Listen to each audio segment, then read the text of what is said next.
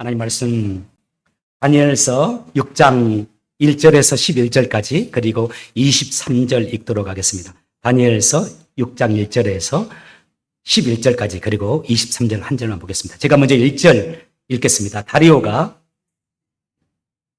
자기의 뜻대로 고관 120명을 세워 전국을 통치하게 하고 또 그들을 위해 총리 셋을 두었으니 다니엘이 그 중에 하나이라. 이는 고관들로 총리에게 자기의 직무를 보고하게 하여 왕에게 손해가 없게 하려 함이었더라. 다니엘은 마음이 민첩하여 총리들과 고관들 위에 뛰어남으로 왕이 그를 세워 종국을 다스리게 하고자 한지라. 이에 총리들과 고관들이 국사에 대하여 다니엘을 고발할 근거를 찾고자 하였으나 아무 근거, 아무 허물을 찾지 못하고 이는 그가 충성되어 아무 그릇됨도 없고 아무 허물도 없었음이니라. 그들이 이르되 이 다니엘은 그 하나님의 율법에서 근거를 찾지 못하면 그를 고발할 수 없으리라.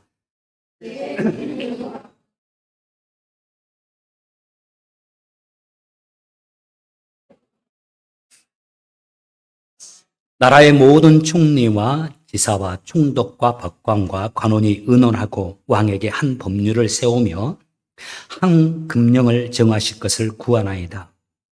왕이여, 그것은 곧 이제부터 30일 동안 누구든지 왕 외의 어떤 신에게나 사람에게 무엇을 구하면 사자굴에 던져 넣기로 한 것이니이다.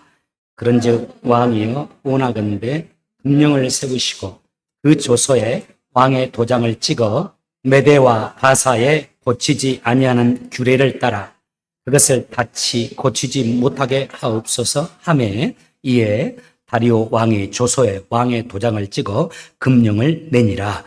다니엘이 이 조서에 왕의 도장이 찍힌 것을 알고도 자기 집에 돌아가서는 윗방에 올라가 예루살렘으로 향한 창문을 열고 전에 하던 대로 하루 3번씩 무릎을 꿇고 기도하며 그의 하나님께 감사하였더라. 같이 읽습니다. 그 무리들이 모여서 다니엘이 자기 하나님 앞에 기도하며 강구하는 것을 발견하고, 자, 뛰어넘어서 23절입니다. 이 사건의 마지막 23절 같이 읽습니다. 시작. 왕이 심히 기뻐서 명하여 다니엘을 굴에서 올리라 하며 그들이 다니엘을 굴에서 올린 즉 그의 몸이 조금도 상하지 아니하였으니 이는 그가 자기의 하나님을 믿음이었더라. 아멘. 예, 자리에 앉으시기 바랍니다. 조금 이제 시원해졌습니다. 감사합니다.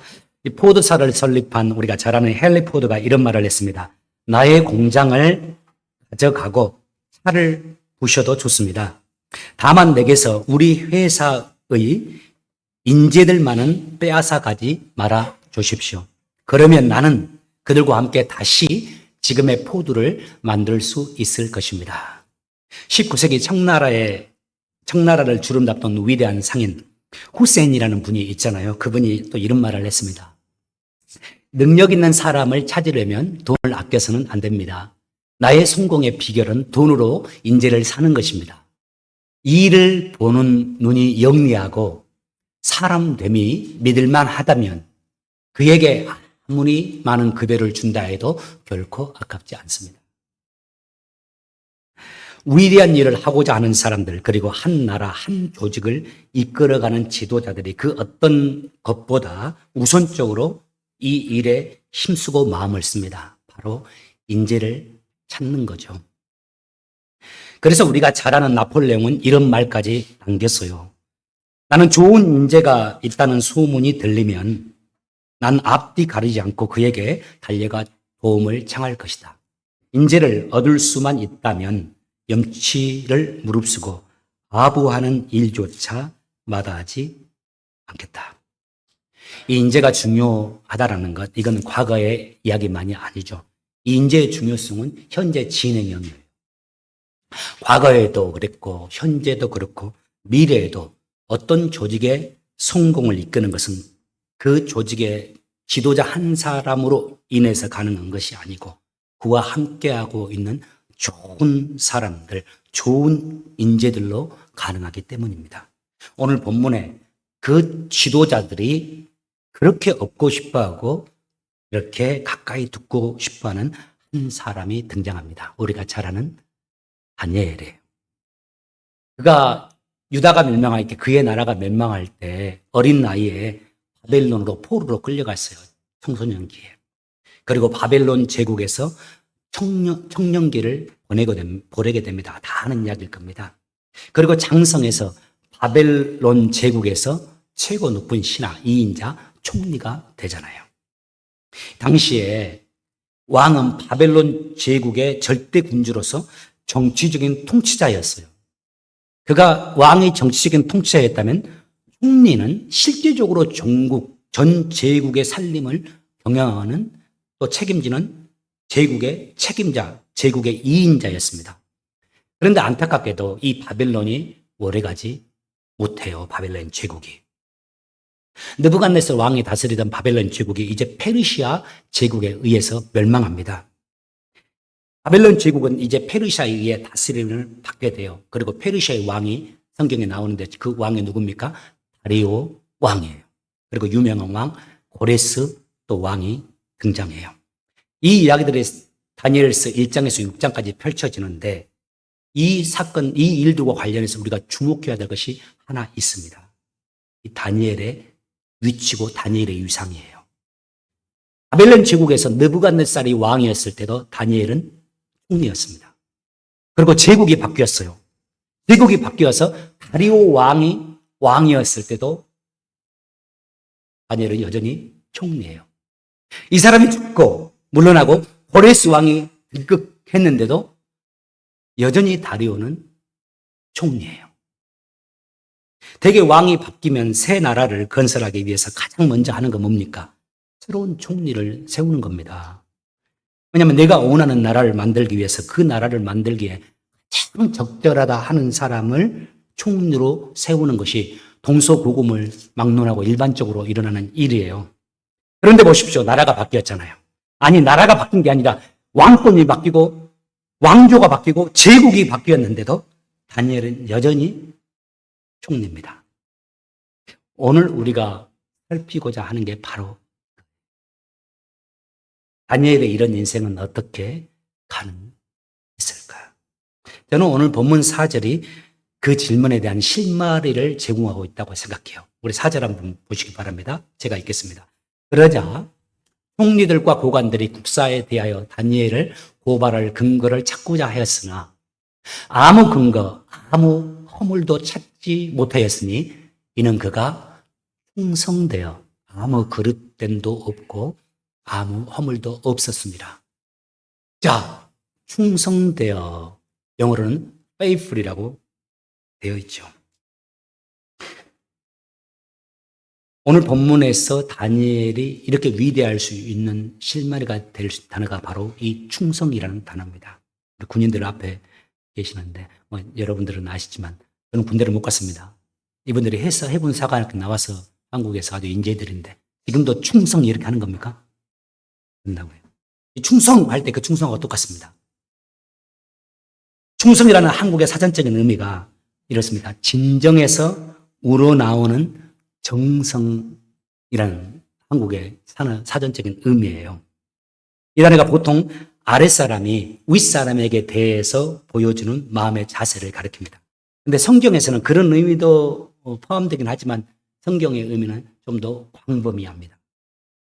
성경에서 충성이라는 이 단어가 히브리어로 아멘하고 비슷하죠. 아만이라는 단어인데요. 이 단어의 의미가 변치 않음, 믿을 만함, 그리고 신뢰할 만함이라고 번역되어지는데 특별히 이 단어가 사람에 대해서 쓰여질 때는 이렇습니다. 그 사람의 바른 모습, 바른 태도가 지속적으로 유지되는 모습. 그래서 어떤 상황에서도 자신에게 주어진 일이나 책임을 회피하지 않고, 참 이게 좋아요. 어떤 상황에서도 자기에게 주어진 일이나 책임을 회피하지 않고 적당히 하는 것이 아니라 끝까지 좋은 모습으로 끝까지, 그 다음에 더 중요하죠. 좋은 모습으로 정성을 다해서 감당하는 성품, 이렇게 정의할 수 있어요. 이 충성이라는 단어가 가장 위대하신 하나님의 성품 중에 하나이기도 합니다. 그 대표적인 표현이 우리 찬양할 때도 어떤 하나님? 신실하신 하나님, 이렇게 고백하잖아요. 하나님 신실하잖아요. 변치 않잖아요. 우리를 향해서 가지고 있는 하나님의 마음 안 변해요. 우리 용재가 지금 대학 다니다가 봄방학이라서 지금 와 있는데 방학이 기네. 아들 포기할 수 있습니까? 품에 데리고 있다가 이제 대학 렉스버그에 보냈는데 떨어져 있어도 아이 포기할 수 없습니다. 우리가 지금 아이들 다 키우지만 아무리 아이가 잘못되고 매스캠에 나오고 나쁜 놈으로 비난을 받고 진짜 마약을 먹고 나쁜 일을 했다 할지라도 우리 자녀에 대한 우리 마음 변할 수 없습니다. 남은 다 손가락질해도 하나님이 우리를 향한 사랑이 그렇다는 겁니다. 진실하대요. 변함이 없다고 그래요. 그래서 이 하나님의 성품을 나타내는 표현, 나타낼 때 역시 하나님에 대해서도 아만이라고 표현을 해요. 그래서 충성스러운 하나님, 사실 번역하면, 딱 맞게 번역하면 충성스러운 하나님으로 번역을 하는데 우리나라 문화에서는 충성이라는 게 아랫사람이 윗사람에게 하는 것처럼 돼 있잖아요. 그래서 하나님께, 하나님 충성스러운 하나님 하기는 좀 그래서 우리가 번역할 때 신실한 하나님 이렇게 번역을 합니다. 다니엘이 살았던 바벨론 제국과 페르시아 제국에는 수많은 인재가 있었어요. 한 나라가 아니에요. 지금 미국 같은 이 정도의, 미국도 크지만 이 정도 사이즈가 아니에요. 이 외에도 엄청나게 큰 그 고대 근동 전체를 다 다스리는 제국이었어요. 그 제국에서 훌륭한 인재들을 모으고 그 제국에서 자란 사람, 인재들이 많았을 겁니다. 특별히 그들 대부분은 이방 나라에서 끌려왔던 다니엘과는 달리 제국의 시민으로 태어나서 교육받고 자란 인재들이 많았을 거예요. 그들은 이미 멸망한 작은 나라 포로 출신인 다니엘과는 비교도 안 될 만큼 좋은 조건, 좋은 기반, 그리고 많은 인맥을 가지고 있었을 겁니다. 그리고 그들 또한 어린 시절부터 좋은 환경에서 자라면서 제국의 선진 학문, 기술, 문화를 익힌 자들이기 때문에 그들 능력 또한 매우 탁월했을 거예요. 어떤 면에서는 포로의 자녀로 자라서 오늘 같으면 1.5세로 자란 아이들, 우리 기쁨의 감사나 이런 아이들이 미국에 자라면서 나름대로 좋은 것도 있지만 부족한 것도 많기 때문에 이 다니엘이 가지고 있었던 그 핸디캡보다는 이 애들이 훨씬 더 좋은 조건을 가졌기 때문에 어떤 면에서는 인재로서는 능력이 이 사람들이 더 탁월했을 수도 있어요. 출중할 수도 있습니다. 그럼에도 불구하고 한 명의 왕이 아니라 2명, 3명. 나라가 바뀌고 제국이 바뀌었음에도 불구하고 3명의 왕들이 모두 다니엘을 중문으로 세우고 다니엘을 소중하게 여깁니다. 왜일까요? 성경이 말하는 것은 이겁니다. 그들 모두 다니엘이 이런 사람이라는 것을 알기 때문에 그래요. 다니엘은 페이프한 사람이다. 다니엘은 암암한 사람이다. 다니엘은 충성스러운 신실한 자다. 그래서 다니엘은 이 제국을 위해서도 그리고 왕인 나를 위해서도 신실하게 일해 줄 것이다. 이런 믿음과 확신이 있었기 때문에 가능한 것이었습니다. 여러분, 저는 언젠가 여러분에게 제가 한번 질문한 적이 있습니다. 오늘도 한번 질문하고 싶어요. 여러분 성도들 가운데 사업들을 하신 분들이 우리 교회에 좀 있습니다. 사업을 하셔서 사업이 확장이 됐어요. 직원을 뽑아야 될 상황입니다. 사장님들. 자, 그러면 많은 사람이 여러분 회사에 지원을 했는데 여러분은 어떤 사람을 뽑고 싶은지 질문하고 싶어요. 여러분은 어떤 직원을 가장 가까이 두고 싶습니까? 혹시 여러분의 기업이 지금 이렇게 되는 것도 좋겠습니다만은 지금보다 10배, 100배로 성장하게 된다면, 아니 이렇게 돼가지고 사람 변하면 차라리 이렇게 안 돼야 돼요. 이렇게 100배, 1000배로 커지고 사람이 교만해진다면 차라리 그냥 지금이 좋아요. 지금이 여러분 좋거든요.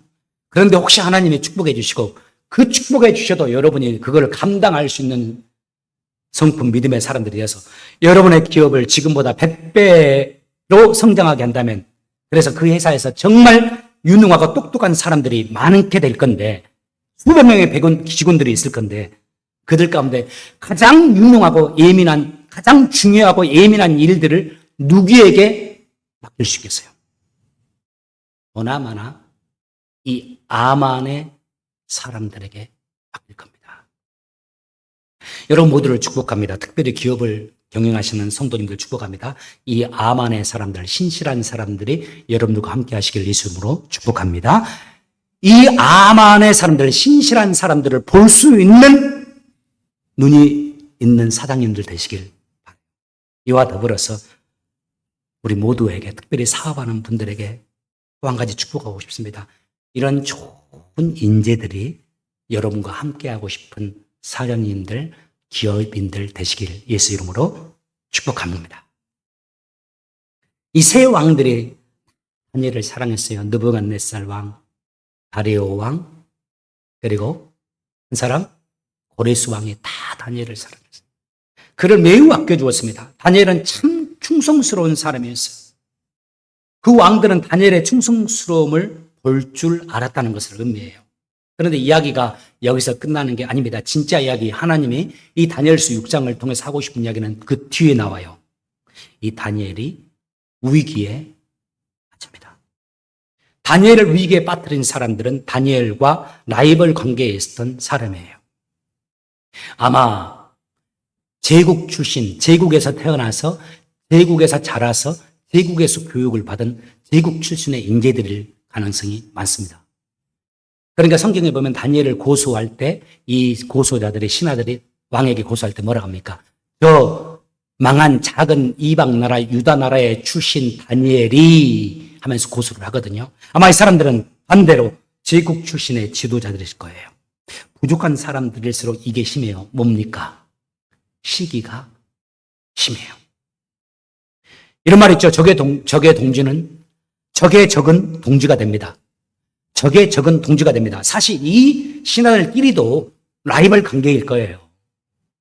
그런데 다니엘을 두고서 시기하는 마음이 있으니까 동지들이 돼버려요. 그리고 하나가 되어서 어떻게 다니엘을 무너뜨릴까 하고 흠을 찾습니다. 그런데 흠을 찾을 수가 없어요. 그래서 그들이 아이디어를 하나를 냅니다. 함정을 하자는 거예요. 다니엘을 무너뜨릴 함정을 파는 겁니다. 그들 모두 다니엘이 하나님을 섬긴다는 거 알고 있었거든요. 그리고 그들 모두가 하루 3번 다니엘이 하나님 앞에 기도한다는 사실을 다 알고 있었어요. 하루 3번 일하다가도 잠깐 이렇게 앉아서 기도를 하는 것을 많이 봤을 겁니다. 그래서 그들이 그것을 이용해서 다니엘을 무너뜨리게 돼요. 그들이 왕에게 가서 말하잖아요. 왕이여, 30일 동안에는, 앞으로 30일 동안에는 누구든지 왕 외에 어떤 신이나 어떤 사람에게나 기도하는 사람은 사자굴에 던져 넣는 걸로 법령을 만드시죠. 고대에는 왕이 곧 신의 아들이라는 개념이 많았잖아요. 왕은 스스로 아니란 거 알지만은 백성들에게 왕권을 강화하고 제국을 유지하기 위해서 왕이 신이 인간의 모습을 입고 온 왕이다, 신이다 이렇게 표현하기도 하고 신의 아들이 왔다 이렇게 하는 이야기가 있어요. 이런 식으로 왕권을 강화하기 위해서 이런 말을 신하들이 왕에게 가서 하는 겁니다. 이 말을 들은 다리오 왕은 좋아했어요. 지금 악한 의도를 모르고 그로서는 왕권을 강화시켜주는 법령 마다할 필요가 없죠. 자기 외에는 어느 누구에게도 기도를 못하게 하니까. 사실 왕권 강화되는 거 제일 싫어하는 사람이 누굽니까? 신하들이잖아요. 신하들을 비롯한 정치 세력들이 왕권 강화를 제일 싫어합니다. 그런데 신하들과 정치인들이 어찌된 용무인지는 모르겠지만 함께 와서 왕권을 강화할 수 있는 이 법령을 내자 하니까 다리오 왕의 입장에서는 마다할 이유가 없는 겁니다. 그래서 일사천리로 그 법령 만들어서 온 제국에 그 왕의 이름으로 공포합니다. 이제는 다리오 왕 외에는 누구에게도 기도한다면 그 사람은 사자굴에 던져지는 상황이 된 겁니다. 이에 대한 우리의 반응, 그 다니엘의 반응 우리가 다 잘 압니다. 다니엘이 자신이라 할지라도 그 법을 어겼을 때는 사자굴에 던져질 수밖에 없다는 사실을 잘 알아요. 그런데 그가 보이는 반응이 뭡니까? 10절을 보면 다니엘이 자기 집 다락방으로 올라가 늘 하던 것처럼 하나님 앞에 무릎을 꿇고 기도를 합니다. 사실 이거 쉽게 할 수 있는 거 아닙니다. 그의 친구들인 사드락, 메삭, 아벳노고의 경우처럼 신상에 절을 해라, 신상에 절을 해라 하는 우상 숭배를 강요한 게 아니에요. 기도만 안 하면 된다는 겁니다. 이게 신상에 절을 하다면 보는 앞에서 지금 강요하면서 시키는 거고, 이거는 그냥 안 하면 돼요. 그래서 얼마든지 쉽게 타협할 수 있는 건데 그가 타협하지 않아요. 그리고 다시 기도의 자리로 나가요. 현재 그 상황이 매우 위험하지만 하나님을 섬기는 그의 신앙은 변함이 없는 겁니다. 그리고 결국 그가 사자굴에 던져지는 길을 갑니다.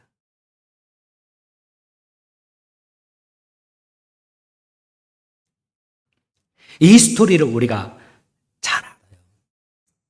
이게 뭐 드라마에서도 많이 나오고 불신자들도 다 아는 스토리입니다. 그런데 우리가 이 본문의 말씀을 통해서 한 번 좀 더 주목해야 될 오늘 한 부분이 있어요. 23절이에요. 혹시 제가 준비했나요? 23절 앞에 띄워졌습니다. 같이 한번 읽겠습니다. 시작. 다리오 왕은 너무 기뻤습니다. 그는 종들에게 다니엘을 사자굴에서 꺼내달라고 말했습니다. 왕은 종들이 꺼내보니 다니엘의 몸에서 아무 상처도 없었습니다. 그것은 다니엘이 자기 하나님을 믿었기 때문입니다. 우리말로 번역된 성경에 보기에는 우리가 잘 모릅니다만은 마지막 부분, 하나님을 믿었다. 다니엘의 사자굴에서도 죽지 않고 풀려날 수 있었던 것, 사자들을 오히려 순종시킬 수 있었던 그 비결을 설명할 때 이것은 다니엘이 자기 하나님을 믿었기 때문이다라고 이제 번역을 했는데, 한국말로 믿었다라고 표현을 했지만 이 단어가 헬라어로 역시 아만의, 다니엘의 하나님을 믿는 그 믿음이 굴 속에, 사자굴에 들어가면서도 다니엘의 그 믿음이 뭐냐면은 그 위기 속에서도 그 믿음을 거두지 않는 하나님에 대한 신실한, 변함이 없는 믿음을 가졌기 때문에 그것을 보시고 하나님이 구해 주셨다라고. 여러분 이 사실 아세요? 이 표현은 그냥 쓰여진 것이 아니에요. 이것은 다니엘에 대한 하나님의 평가입니다. 우리들에게 다니엘을 하나님이 말씀으로 소개해 주면서 다니엘은 이런 사람이다 하면서 하나님이 우리에게 소개해 주는 거예요. 다니엘은 자신의 유불리에 따라 마음이 달라지거나 태도가 달라지는 사람이 아닙니다. 다니엘은 어떤 상황에서도 나에 대해서 신실한 믿음을 가진 자다라고 하나님이 말씀하고 있는 겁니다. 저는 제가 하나님 앞에 이런 사람이었으면 좋겠고, 여러분에 대해서도 저에 대해서도 하나님이 누군가에게 말씀할 때 이렇게 말씀해 주셨으면 좋겠습니다. 어떤 상황에서도 좋은 모습으로 하나님을 경외하고 선한 모습으로 하나님뿐만 아니라 사람들에게도 아름답게 신실하게 위치를 지켜가면서 우정과 사랑을 나누며 살 수 있는 사람이에요. 저는 오늘 본문 말씀 이번에 또 묵상하면서, 한 주간 묵상하면서 마음에 와닿더라고요. 제가 한 2주, 3주부터, 적어도 2주 전부터 본문을 정하고 묵상하는데 이번에 이 구절을 묵상하는데 참 좋았던 게 있어요. 만약 우리가 본문의 다니엘과 같은 상황이라면 우리 어떻게 반응할까요? 대개 이런 상황이 되면 바로 왕에게 달려갈 것 같아요. 나 살려달라고요. 그래서 왕이 내린 법령 취소를 하든지 아니면 병계를 좀 수정해서 좀 살려달라고 요청할 겁니다. 혹은 다니엘의 입장에서는 아니 내가 이렇게 충성하는데 이렇게 사람들이 인정하고 내가 봐도 내가 이렇게 헌신하는데 이런 나의 신앙을 헤아리지 못하고 나를 죽음으로 내보는 그 법을 만들고 사람들 앞에 강요하는 그 왕에 대해서 어쩌면 소원할 수 있을 거라고 생각해요. 여러분 안 소원하겠어요? 여러분이 저에게 잘해줬어요. 저에게 정말 헌신 다했어요. 필요한 것이 없나 최선을 다했어요. 그런데 제가 어떤 일을 교회 일을 정하고 이렇게 하는데 여러분들에게 힘든 결정을 자꾸 하는 겁니다. 여러분 속상한 일. 왕궁 광화를 위해서 왕이 다니엘 자신을 토사구팽, 사자성어를 좀 쓰겠습니다. 토사구팽하는 이 상황에서 다니엘의 마음에 이 충성했던 자신의 충성이라는 단어가 분노로 바뀔 수도 있다고, 서운함으로 바뀔 수 있다고 생각해요. 이 많은 경우 이런 경우 되면 충성스러운 신하가 어떻게 합니까? 돌변합니다. 그리고 왕의 정적이 되잖아요. 역사를 보면. 그리고 왕하고 가장 가까웠으니까 왕의 모든 행적을 알잖아요. 왕의 심령도 알고 왕의 마음도 알잖아요. 그 신하가 돌변해서 왕의 치부와 약점을 드러내어서 왕권이 흔들리고 심지어는 무너지게 하는데 일조를 하는 경우가 역사에 많습니다. 이것이 예나 지금이나 오늘날도 마찬가지입니다. 권력가들이나 정치가들이 보여주고 있는 모습이잖아요. 그런데 다니엘을 보십시오. 다니엘은 이런 상황에서 한마디가 없어요. 왕에 대한 분노나 서운함이 없습니다. 왕을 찾아가서 탄원하기는커녕 왕을 찾아가지도 않아요. 그런 면에서 다니엘은 하나님에 대해서 아만할 뿐만 아니라 하나님에 대해서 충성할 뿐만 아니라 왕에 대해서도 참 충성스러운 사람입니다. 다니엘은 왕의 입장을 아는 사람입니다.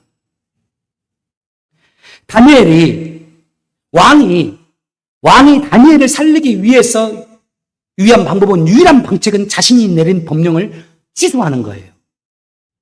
그런데 아시잖아요. 이거 그 시대에는 가장 어려운 거였어요.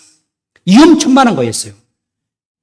그것은 왕의 권위를 손상시키고 나라와 질서와 기강을 흔들리게 하는 가장 어리석고 위험천만한 일이었어요. 특별히 지금 대제국을 다스리기 위해서 왕의 손길이 안 닿잖아요.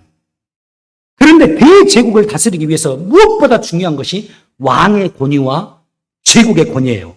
그런데 그 권위들은 왕의 법령에서 나오는데 스스로 그 왕의 그 법령을 깨트리거나 무시할 수 없는 겁니다.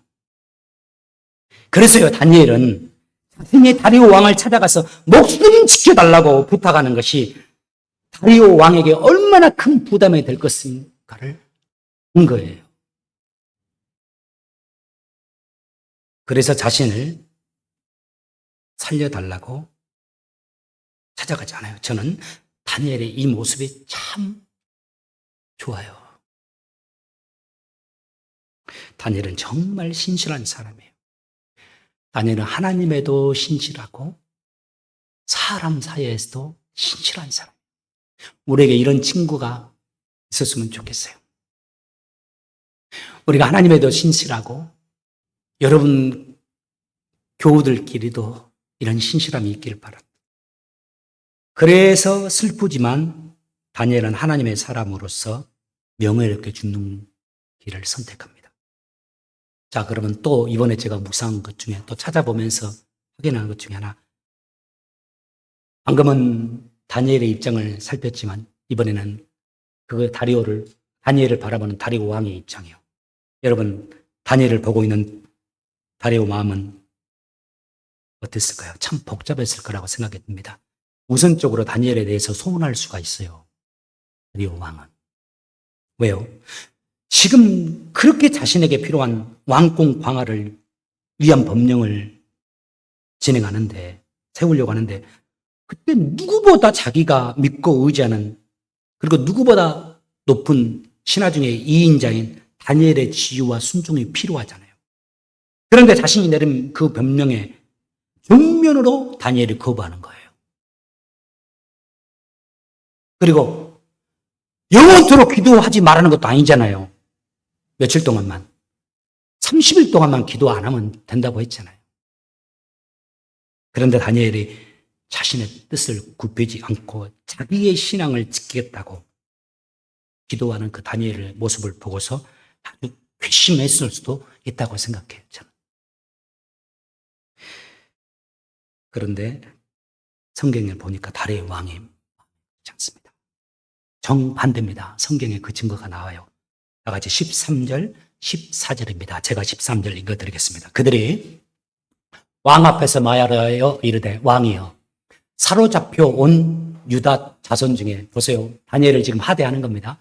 다니엘이 왕과 왕의 도장에 찍힌 금령을 존중하지 아니하고 후에 3번씩이나 기도나이다 하니 그 다음에 14절 왕이 이 말을 듣고 그로 말미암아 심히 근심하고 하여 다니엘을 구원하려고 마음을 쓰며 이 헬라 원문에 보면 마음을 쓰는 게 단어가 애가 타는 것으로 그 단어예요. 애가 타면서 마음을 쓰고 그를 건져내려고 힘을 다하다가 해가 돼버려서 하루가 다가버렸대요. 그리고 16절입니다. 구할 수 없는 상황이 되니까 이에 왕이 명령함에 다니엘을 끌어다가 어쩔 수 없이 사자굴에 던져 넣은지라 왕이 다니엘에게 이르되 가서 네가 항상 섬기는 너의 하나님이 너를 구원하시리라 하니라. 왕이 다니엘을 구하기 위해서 온종일 애타면서 마음을 쏟아요. 그런데 방법이 없다는 것을 알게 됩니다. 그래서 그가 다니엘에 찾아가서 너희 하나님이 너를 지켜주시길 바란다 위로하고 격려해줘요. 그런 왕이 얼마나 다니엘을 아끼고 신뢰하고 있는지를 18절이 제시합니다. 저는 이 구절 읽는데 그 눈물이 돌더라고요. 18절 중요한 구절은 꼭 제가 안 보내드렸어요. 18절 제가 읽어드릴게요. 왕이 궁에 들어가서는 돌아가서 이제 사자굴에 다니엘은 들어가 있는 상황이에요. 왕이 궁에 돌아가서는 밤이 새도록 금식하고 그 앞에 오락을 그치고 잠자기를 마다니라.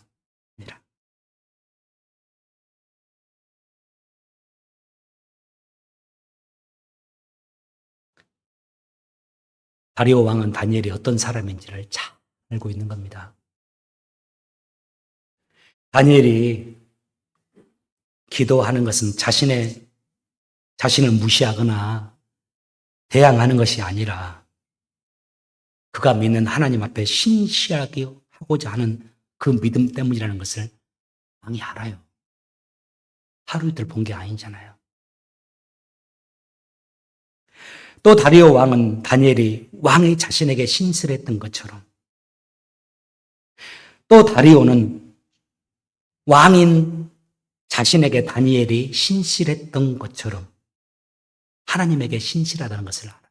그리고 왕인 자신에게 다니엘이 신실할 수 있었던 것은 이 구절이 중요합니다. 다니엘이 자신에게 신실할 수 있었던 것은 바로 하나님에 대한 다니엘의 신실한 신앙에서 비롯된 것이라는 사실을 다리오가 알고 있는 겁니다. 세상의 성공보다 하나님의 사람으로서 명예롭게 죽음을 택하고 있다는 것을 다리오가 아는 거예요. 저는 다리오 왕이 그 법명을 내린 것을 뼈저리게 아파했을 거라고 생각합니다. 강교한 신하들에게 속아서 그 법령을 내린 자신의 어리석음을 아마 밤새도록 수도 없이 자책하면서 온 밤을 지쳤을 거예요. 그리고 사자굴에서 살아남은 다니엘을 보면서 그는 너무나 기뻐하면서 이 스토리가 끝나는데 왕이 자신을 그렇게 조종하고 자신을 어리석게 만들었던 그 사람들을 찾아가서 다 목숨을 끊어버립니다. 자, 이 해피엔딩으로 끝나는데요. 저는 이 말씀 읽으면서 이런 질문을 해봅니다. 나는 하나님 앞에 어떤 사람일까? 내 마음을 보시는 하나님께서 나를 보고 우리를 보고 어떻게 내 믿음을 평가하실까? 저는 진실로 우리 모두가 다 부족하지만 신실한 그리스도인들이 되시길 바랍니다. 하나님에 대해서도 신실하고 하나님 앞에 신실한 믿음을 가진 자로서 사람들에게도 신실하길 바라요. 남편들은 아내에 대해서 신실하길 바라고 아내들은 남편에 대해서 신실하길 바랍니다. 그리고 저 세상 속에서 우리를 만나는 사람들에게 또 내가 직원으로 부름을 받았건 사장으로 지름을 받았건 신실함으로 살길 바라요. 여러분 이 시대를 한번 보십시오. 신실함은 찾아보기 힘든 시대입니다. 시대가 너무 변해버렸어요. 이제 의리도 찾아보기 힘듭니다. 어제 친구였는데 오늘이 적이 돼버려요. 이상하지도 않습니다, 이게. 내 유익을 위해서, 내 입장을 위해서 다 이렇게 변합니다.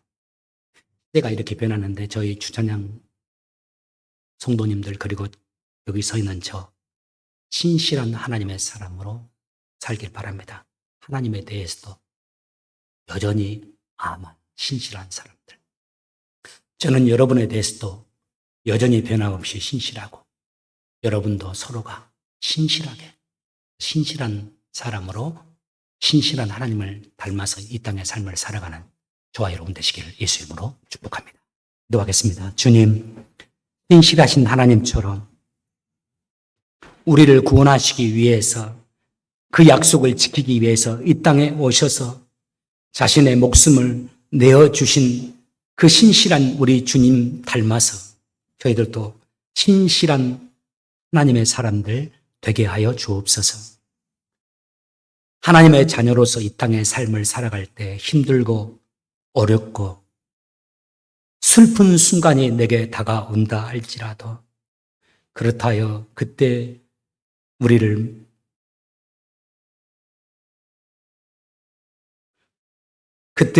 성령님 우리 마음을 주장하시고 우리의 생각을 주장하사 그 어렵고 힘들고 슬픈 순간에도 하나님의 자녀로서 명예를 지켜가면서 하나님 자녀답게 우리에게 주어진 길을 묵묵히 그리고 담대하게 힘차게 걸어가는 저희들 되게 하여 주옵소서. 특별히 인생의 시작점에서 인생을 개척해 나가고 있는 사랑하는 우리 청년들 다니엘과 같은 믿음을 허락해 주시길 원합니다. 하나님을 믿게 하시고 하나님을 의지하게 하시고 그 하나님 앞에 신실한 다니엘처럼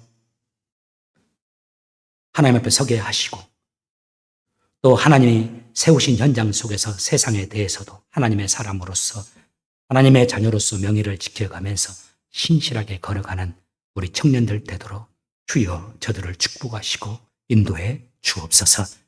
주님 감사합니다. 예수님의 이름으로 기도합니다. 일어나셔서